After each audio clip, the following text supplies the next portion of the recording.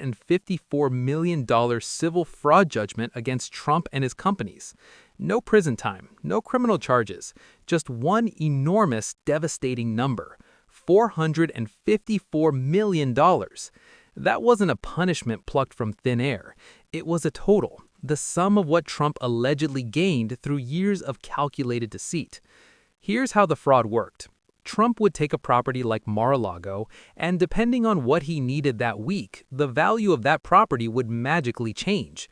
When he needed a loan, suddenly it was worth $739 million. But when it came time to pay property taxes, magically it dropped to a fraction of that.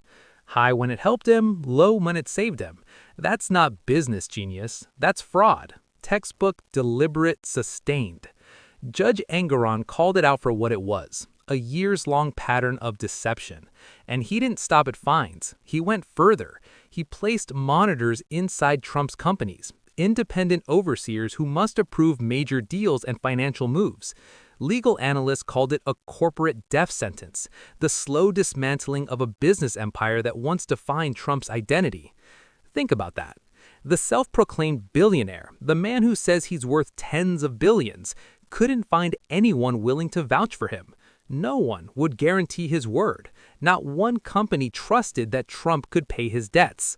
When his lawyers begged for leniency, the appeals court was blunt: no reduction, no delay, post the full bond, or the state can start collecting.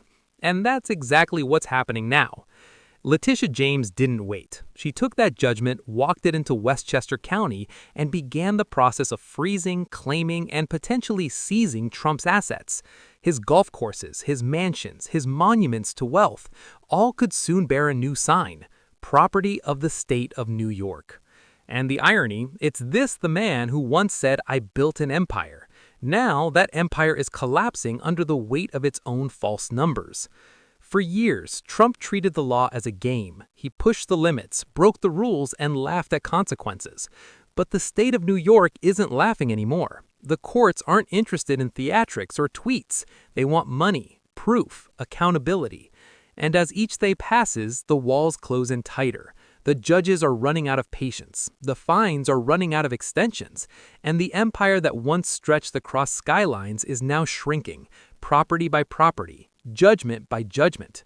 So while Trump rants about political persecution, the paperwork keeps moving. While he calls it a witch hunt, the courts call it enforcement.